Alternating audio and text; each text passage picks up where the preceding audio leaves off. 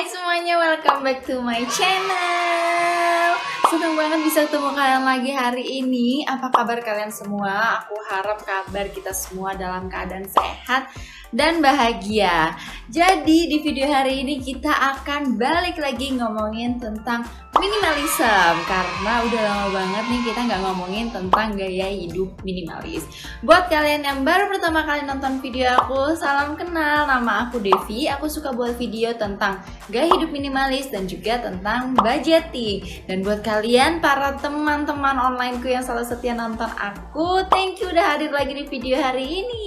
Jadi di video hari ini aku itu kayak mau ngomongin istilahnya apa ya, mungkin kayak miskonsepsi lah ya, atau mungkin pemahaman yang kurang tepat. Karena beberapa waktu yang lalu ada kayak semacam minimalism issue nih yang lagi trending, yaitu dari Twitter. Jadi mungkin nanti akan aku tampilin di sini apa isi Twitternya. Jadi intinya adalah banyak orang yang sekarang tuh merasa kayak gaya hidup minimalisme sekarang apa ya, kayak semacam pura-pura atau itu cuma sekedar lagi tren aja. Padahal sebenarnya mereka kalau dilihat itu dapurnya kayak seragam, yang artinya sebenarnya mereka nggak minimalis. Buktinya mereka kan harus beli barang-barang yang seragam itu, yang artinya membuat mereka tetap gaya hidupnya itu konsumtif. Nah itu akhirnya panjang banget pembahasannya, dan kayak mungkin banyak orang yang jadi ngerasa iya ya, kayaknya minimalism itu sekarang ini palsu deh. Kayaknya kebanyakan orang mengklaim dia itu seorang minimalis, yang sebenarnya bahwa itu cuma supaya ikut-ikutan aja. Jadi gimana sih tanggapan aku mengenai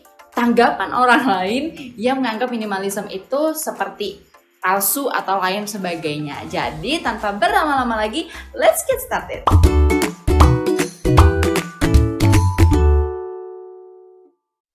Oke, sebelum kita mulai, mungkin ada teman-teman yang belum tahu arti minimalism. Tapi aku yakin sih kalau misalnya kalian nonton video ini, kalian itu kurang lebih udah tahu tentang apa itu gaya hidup minimalis. Tapi aku akan cuma nyinggung sedikit aja karena ini akan berhubungan, dimana gaya hidup minimalis itu punya beberapa jenis. Dan itu berhubungan dengan sejarahnya. Jadi buat kalian yang belum tahu sejarah minimalism, kalian bisa coba cek video aku yang ini tentang sejarah minimalism, dimana itu aku jelasin sejarah gaya hidup minimalis versi Amerika lah ya, versi yang sekarang ini banyak diadaptasi oleh orang-orang termasuk di Indonesia. Jadi di situ aku ngomongin perjalanan gaya hidup minimalis dari awal sampai sekarang yang diadaptasi oleh orang-orang. Nah, di sana aku jelasin sejarahnya dari minimalism itu adalah dari mulai desain atau art atau karya seni, dimana mungkin kalian juga sebenarnya udah tahu tuh dulu bahwa banyak banget seni minimalis yang berkembang dan lagi tren, yaitu dari seni yang punya banyak objek di dalamnya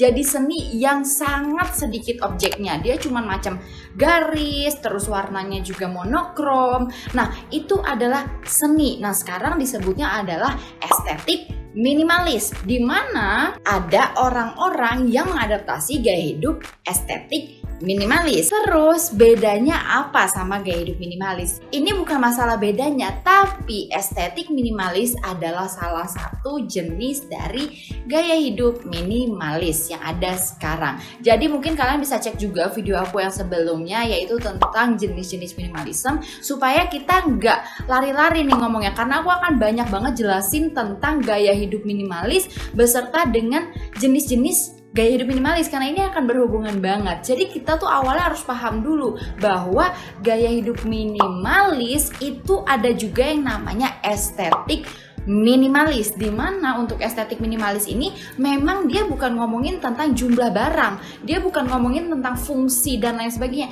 tapi dia melihat minimalis dari segi desain, dari segi artnya. Makanya kalau misalnya kalian lihat dapurnya satu warna, terus tempat-tempat bumbunya, wajannya, centongnya, itu semuanya satu tema, karena dia melihat gaya hidup minimalis itu dari estetikanya, dari warnanya, dari bentuknya. Itulah estetik minimalis. Jadi nggak sama dengan minimalis mungkin versi aku, atau mungkin versi yang ekstrim minimalis. Jadi nomor satu kita harus paham dulu ya sejarah minimalism dan juga jenis-jenis minimalism yang ada. Nah, kalau kita udah ngerti tentang sejarah dan juga jenis-jenis dari gaya hidup minimalis, selanjutnya adalah kita harus paham juga bahwa minimalism adalah salah satu jenis gaya hidup, sama seperti vegan, vegetarian. Itu kan beberapa jenis gaya hidup yang diadaptasi oleh orang-orang. Kalau kita nggak ngerti, ya nggak usah ngejudge atau nggak usah menghakimi. Misalnya kayak aku tahu ada gaya hidup vegan atau vegetarian, tapi aku nggak ngerti tentang gaya hidup tersebut, kayak apa yang boleh, apa yang nggak boleh. Dan juga karena itu sifatnya adalah gaya hidup, jadi setiap orang tuh bisa beda juga cara ngejalaninnya. Vegannya si A sama vegannya si B, walaupun mereka pasti punya kayak satu aturan secara umum lah ya, tapi kan itu secara umum. Padahal untuk mengadaptasikan ke gaya hidup kita sendiri itu kan bebas-bebas aja, nggak ada aturan saklek yang kayak harus A, B, C, D. No, setiap gaya hidup itu punya aturan yang bisa diaplikasikan sesuai dengan ya kepribadian kita sendiri. Tapi intinya adalah setiap gaya hidup yang diadaptasi oleh orang lain itu aturannya tuh nggak ada yang hitam dan putih. Semua gaya hidup itu mainnya di abu-abu. Makanya kayak setiap ngomongin gaya hidup minimalis juga aku selalu bilang bebas-bebas aja, terserah kalian. Ini berhubungan dengan tanggapan aku selanjutnya, yaitu there is no right or wrong in minimalism. Jadi nggak ada minimalis yang benar dan minimalis yang salah. Aku ngelakuin minimalisnya secara benar dan kalian salah. Enggak ada kayak gitu. Jadi kalau aku lebih seneng tuh bilangnya apa ya, semacam budgeting gitu ya. Jadi dalam budgeting itu nggak ada istilah budgeting yang benar dan budgeting yang salah. No, yang ada mungkin istilahnya lebih tepat kalau misalnya kita sebut budgeting yang sehat dan kurang sehat atau tidak sehat. Jadi ini bukan masalah benar dan salah, karena setiap orang benar dan salahnya juga subjektif. Belum tentu budgeting cara aku itu benar atau sehat di mata kalian, dan juga budgeting kalian belum tentu sehat di mata aku. Tapi kan yang ngejalanin itu kita, yang tahu itu sehat dan benar itu kan ya kita sendiri. Jadi menurut aku bukan hak kita untuk mengklaim bahwa ini benar dan salah. Mungkin kita bisa bilang kayak sehat dan gak sehat aja, atau misalnya tepat dan kurang tepat. Intinya istilah-istilah kayak gitulah menurut aku bukan ranah kita lah untuk menjudge gitu ya. Ini kan beda, bukan kayak peraturan pemerintah atau misalnya peraturan yang diatur undang-undang. Kalau itu memang jelas ini benar, ini salah. Tapi kalau namanya gaya hidup itu nggak seperti itu. Jadi setiap jenis gaya hidup yang kita adaptasikan ke dalam kehidupan kita itu bisa berubah. Aturannya bisa kita sesuaikan dengan kepribadian kita sendiri. Nah, jadi tanggapan aku yang terakhir adalah minimalism setiap orang itu berbeda-beda, and that's okay. Jadi buat teman-teman yang mungkin sudah menjalani gaya hidup minimalis atau mungkin baru mencoba gaya hidup minimalis, enggak usah pusing. Kalau misalnya kalian udah nonton video aku yang ini, yaitu tentang beberapa pemahaman yang kurang tepat menurut aku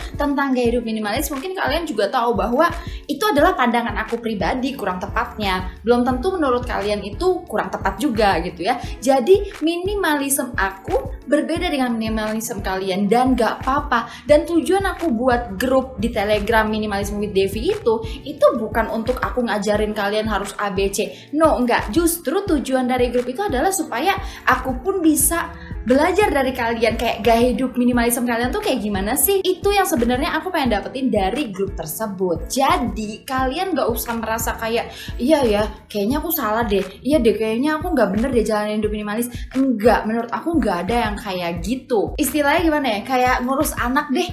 Secara ilmu kedokteran nih ya, mungkin kan ada cara ngurus anak yang baik dan benar, secara psikologi juga ada. Tapi kan pada akhirnya apa sih? Balik lagi kan ke diri kita sendiri, cara kita ngurus anak gimana. Akhirnya apa? Ngikutin cara orang tua kita ngurus anak, ngikutin turun-temurun. Apa tuh tradisi-tradisi yang dilakukan kalau misalnya kita ngurus anak bayi, pasti akhirnya balik lagi ke situ, walaupun ada aturannya misalnya.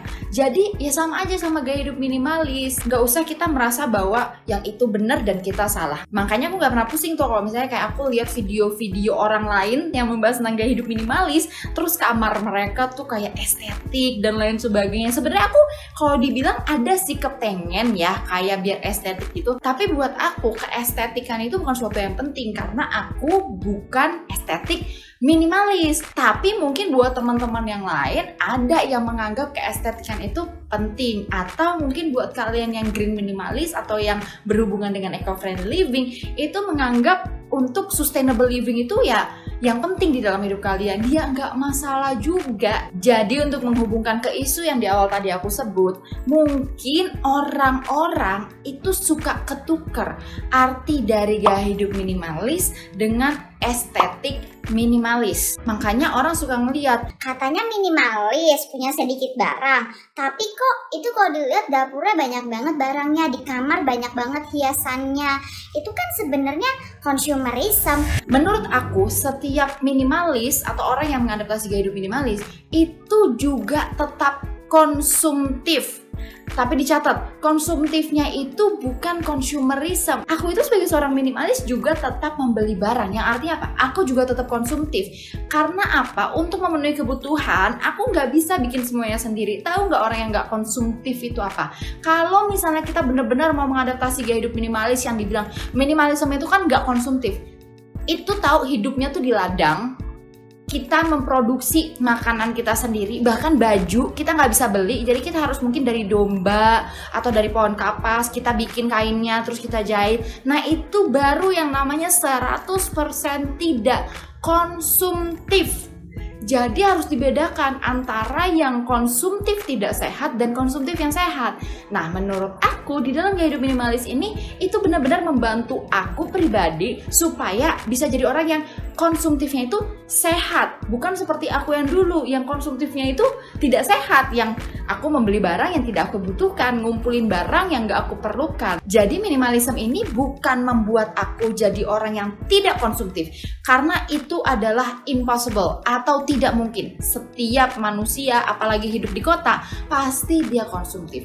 Tapi dari gaya hidup minimalis ini adalah membantu aku dari konsumtif yang tidak sehat jadi orang yang konsumtif secara sehat. Nah jadi aku sebenarnya di sini cuma mau bilang bahwa nggak usah kita pusingin gaya hidup minimalisme orang lain. Setiap orang bisa mengadaptasi gaya hidup minimalis dan mereka juga bisa mengklaim dirinya itu seorang minimalis atau enggak dengan cara mereka sendiri. Kita nggak usah pusing, kita ya udah jalanin aja sesuai dengan gaya hidup, kebiasaan dan caranya kita. Makanya aku selalu bilang be true to yourself, cari keunikan diri kita sendiri dan gak ada yang benar dan salah dalam minimalisme. Dan yang terakhir adalah bahwa seorang minimalis pun itu tetap konsumtif. Bedanya apa? Bedanya cuman seorang minimalis bisa jadi seorang yang konsumtif dengan lebih sehat. Jadi segitulah video aku hari ini, semoga bisa menginspirasi kalian dan membantu kalian. Jadi bisa tetap men-encourage kalian untuk tetap menjalani gaya hidup minimalis dengan lebih baik lagi dan dengan cara kalian sendiri, gak usah musingin orang lain.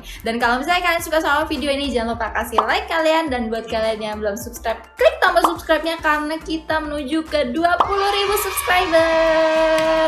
Itu adalah salah satu goal aku di bulan September ini. Semoga kita bisa mencapai goal itu sama-sama ya teman-teman. Kalau gitu sekali lagi thank you banget untuk kalian semua yang udah dengerin aku di video hari ini, dan jangan lupa untuk tetap jaga kesehatan dan patuhi protokol kesehatan, dan sampai bertemu lagi di video selanjutnya. Bye bye.